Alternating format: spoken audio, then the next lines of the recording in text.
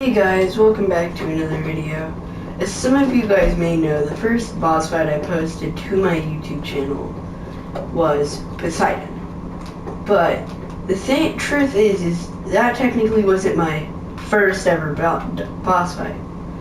Now, the one I'm in right now is technically my first ever boss fight. Now, there will be a few inconsistencies with the lore of my boss fights, and if you're wondering, yes, my boss fights do have connected lore. And this one was because at this time I had a completely different lore plan. Same with the Poseidon one.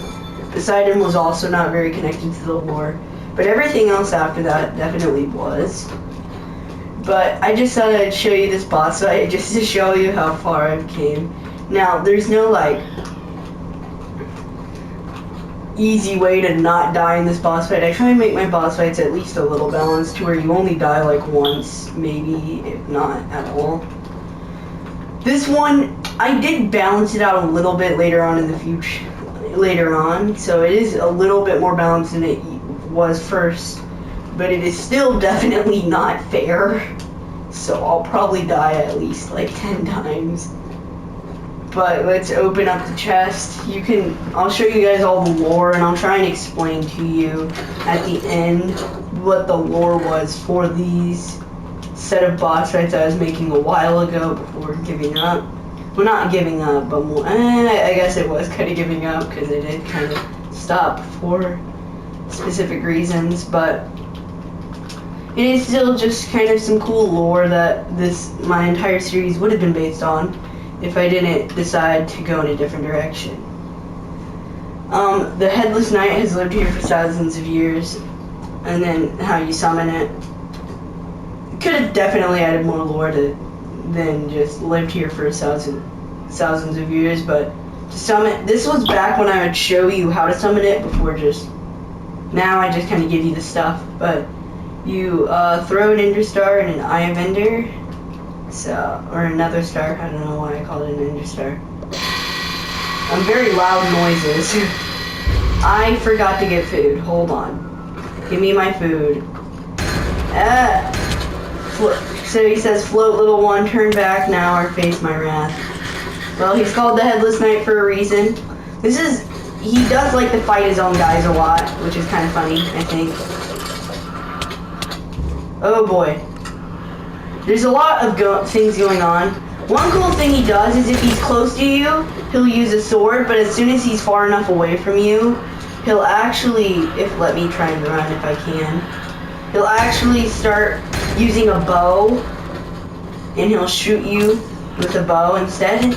Because if you don't know, skeletons have this very interesting characteristic to where if you give them a sword, unlike a zombie or something where if you give them a bow, they'll just keep hitting you with the bow, they'll actually not shoot with the sword, they'll actually attack you melee. Same with the regular skeletons he's spawning in. Every 20 seconds or so, he'll just say die. He summons evokers, he teleports to you. If you get close to him, he gives you this very flashy effect. I'll probably put a warning, an epilepsy warning before the video, just for you guys, because it's very flashy. So this is definitely not my best build yet. The interesting concept between switching from sword to bow, though, honestly, I might add that to another one of my boss fights later on in the future. But for now, this is literally all it is. He just uses the same attacks, there's no phases, he has a ridiculous amount of HP, and as you can see, it's super hard to fight him, because he just keeps teleporting, he keeps blinding you, he keeps making you float, using evoker magic. The evoker magic used to be a lot more powerful than it was now. It's pretty much an instant kill no matter what. With the old evoker magic, I did lower it by quite a bit. He summons too many skeletons, and again, that teleportability, pretty crazy. And I just fell to my death. But yeah, there's definitely a lot going on with this boss fight. So you can see why I didn't post it as my first, because it's very confusing and wasn't good for a first video of my boss fight showcase. And even then, Poseidon wasn't even that good, and that was my second boss fight. But yeah, you can definitely see the evolution between like 7 of my boss fights. Even though I actually have made a lot more. If you guys don't know, I actually have a few unreleased ones that I never finished. I'll have to finish those and get to you guys with that one if I decide to get the motivation to finish them. Don't want to leave too many spoilers. Again, I'll probably have to try and connect them to my lore a little bit more because I don't think they're very connected either. He's about to die though, and then I can explain a little bit of his lore to you.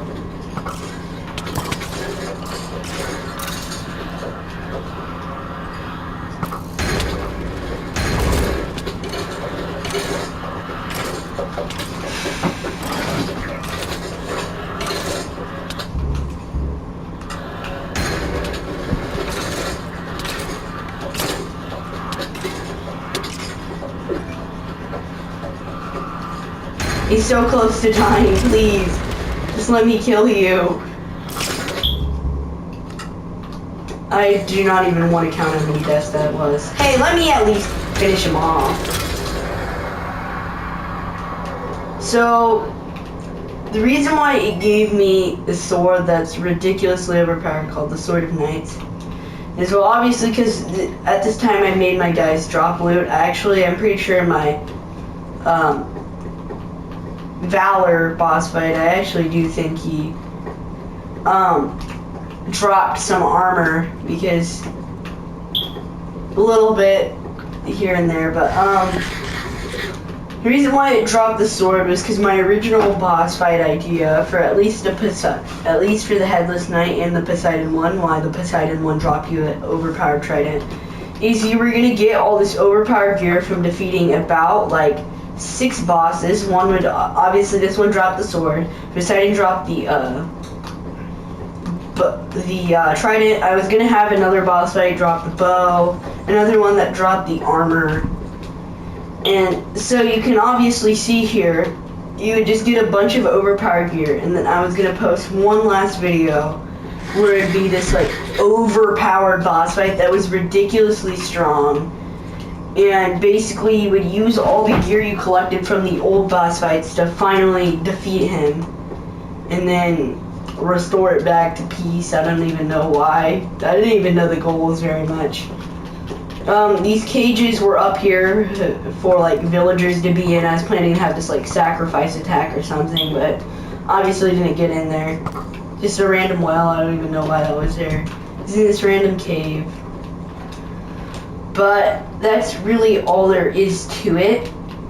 Now, I decided to post this video just to keep y'all guys occupied for this really big boss fight that will actually kind of conclude, not all of the lore, but will definitely help understand it a little bit better.